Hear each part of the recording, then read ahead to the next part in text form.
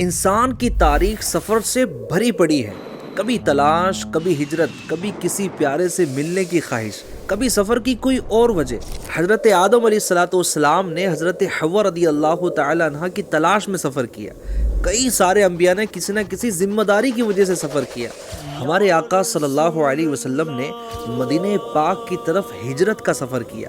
وقت گزرتا گیا، سفر کی رفتار بڑھتی گئی۔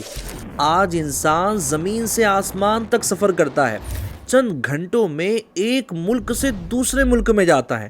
سفر کی رفتار نے یقیناً ہمارا وقت بچایا ہے۔ سفر کتنا ہی تیز رفتار ہو، لاکھوں فاصلے منٹوں میں سمیٹ لے، مگر انسان پھر بھی وقت اور رفتار کی حدود سے باہر نہیں ہوگا۔ کائنات کی سب سے تیز رفتار چیز یہ روشنی ہے۔ اس کی رفتار تک انسان کا پہنچنا تو دور، سوچنا بھی مشکل لگتا ہے۔ مگر ایک ایسا بھی سفر ہوا ہے جو اس رفتار کے بھی پار تھا، وقت کی زنجیروں سے آزاد تھا، زمانے کی گھڑیاں پھلانگ چکا تھا۔ وہ سفر کوئی اور سفر نہیں ناظرین، وہ سفر معراج تھا۔ فطرت کے قانون، وقت کی گردش، طبعیات اور فلسفہ سب حیران کھڑے تکتے رہ گئے۔ پیارے مصطفیٰ صلی اللہ علیہ وسلم یوں آئے اور یوں گئے، آنن فانن سفر ہوا۔ جب لوٹ آئے تو حال یہ تھا کہ ابھی بھی بستر گرم تھا۔ یہاں کا وقت رک گیا تھا، لیکن وہاں کی رفتار سے بھی زیادہ ہو گئی تھی۔ کیا معمہ تھا، کیا معجزہ تھا، آئیے سنیے۔ جب پیارے نبی صلی اللہ علیہ وسلم نے طائف میں نیکی کی دعوت دی، دشمنوں نے آپ پر حملہ کیا، آپ کو پتھر سے مارا، اتنا خون نکلا، نالین خون سے بھر گئی۔ آپ کا دل بہت دکھا۔ آپ اپنی چچا زاد بہن ام ہانی کے گھر گئے، بستر پر آرام فرمانے لگے۔ پیارے نبی صلی اللہ علیہ وسلم کا دل اداس ہو، اللہ کو یہ کب گوارا ہو۔ اللہ نے اپنے پیارے حبیب صلی اللہ علیہ وسلم کو عرش پر بلایا اور اپنی ملاقات سے سرفراز فرمایا۔ راز و نیاز کی باتیں ہوئی، کائنات کے نظارے دکھائے گئے۔ نبوت کا 11واں سال ہے، رجب کا مہینہ ہے اور پیر شریف کی رات ہے۔ پیارے نبی صلی اللہ علیہ وسلم اپنے بستر پر آرام کر رہے ہیں۔ گھر کی چھت کھلتی ہے، حضرت جبریل امین علیہ السلام حاضر ہوتے ہیں۔ نبی پاک صلی اللہ علیہ وسلم کو اٹھا کر مسجد حرام تک لاتے ہیں، مگر آپ صلی اللہ علیہ وسلم پر اب بھی اونگ کا اثر باقی ہوتا ہے۔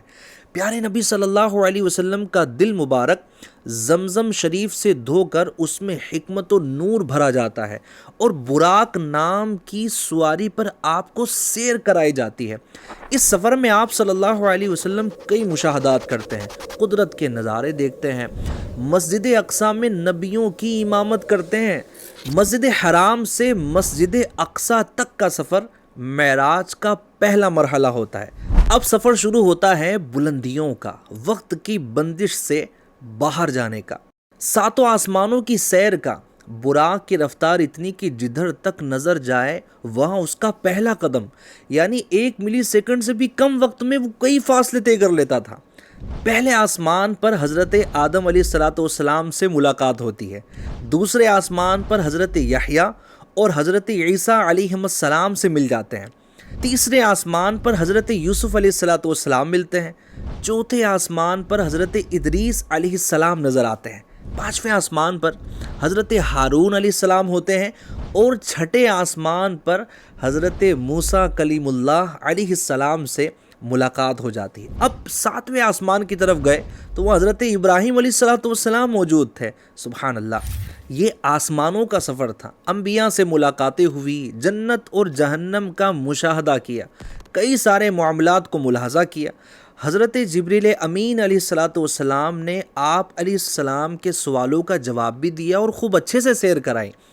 اب نبی پاک صلی اللہ علیہ وسلم اپنے رب سے ملاقات کے لیے آگے بڑھے تو 7ویں آسمان سے بھی بلند ہو گئے، سدرۃ المنتہا تک پہنچ گئے، پھر اس سے بھی آگے گئے۔ اس کے بعد ایک مقام پر حضرت جبریل امین علیہ السلام ٹھہر جاتے ہیں اور کہتے ہیں، یا نبی صلی اللہ علیہ وسلم، اب اس سے آگے اگر میں گیا تو میرے سارے پر جل جائیں گے، مجھے اس سے آگے جانے کی اجازت نہیں ہے، میری حد تو سدرۃ المنتہا تک کی ہے، لیکن اب مزید اس کے آگے نہیں جا سکتا۔ ناظرین، اب یہ وہ راستہ تھا جو لامکاں کی طرف جا رہا تھا۔ نبی پاک صلی اللہ علیہ وسلم آگے بڑھ گئے اور آپ نے 70,000 پردوں کو پار کیا۔ ہر پردہ اتنا موٹا کہ دوسرے پردے تک جانے میں 500 سال گزر جائیں۔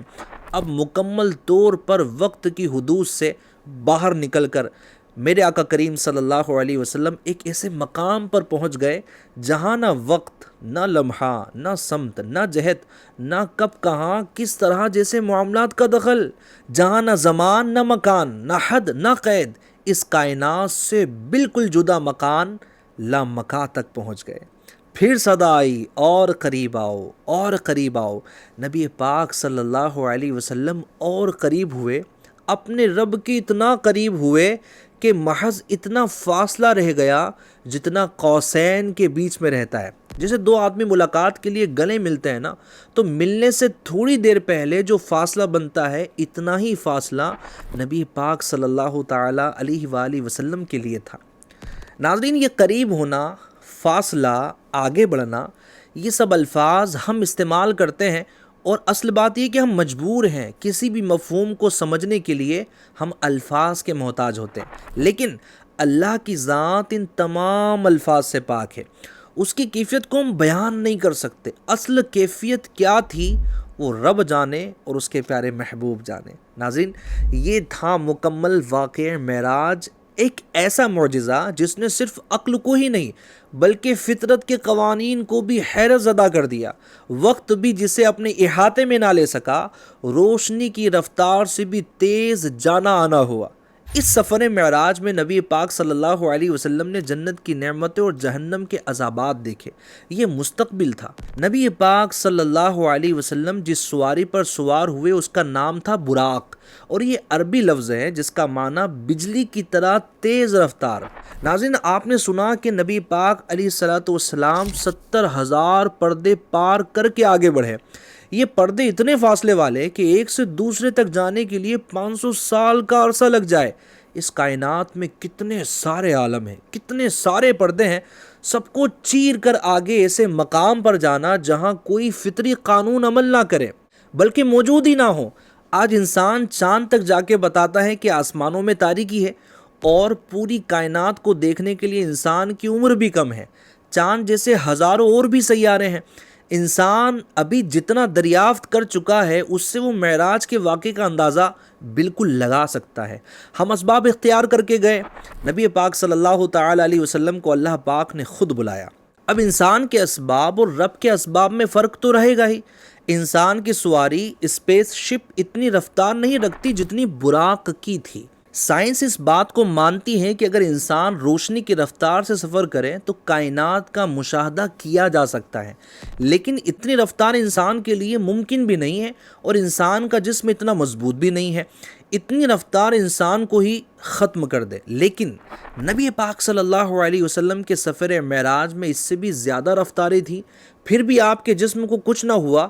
یقیناً یہ بھی آپ کا ایک بہت بڑا معجزہ ہے۔ ایک طرف عشق کا پہلو دیکھے تو لاجواب، محبوب کا دل اداس، اللہ نے معراج کا مژدہ سنا دیا۔ نماز جیسی عظیم عبادت، اسلام کی بنیادوں میں شامل عبادت، معراج ہی کا تحفہ ہے۔ اعلیٰ حضرت نے کیا خوب لکھا ہے نا، وہ سرور کشور رسالت جو عرش پر جلوگر ہوئے تھے، نئے نرالے طرب کے ساما عرب کے مہمان کے لیے تھے۔ ناظرین، شب معراج نیکیوں میں گزاریے، اپنے بچوں کو معراج کا واقعہ بتائیے، جائز طریقے سے خوشیاں منائیے اور خوب نوافل ادا کیجیے۔ معراج میرے آقا کی معراج میرے آقا کی معراج میرے آقا کی معراج ہے میرے آقا کی معراج میرے آقا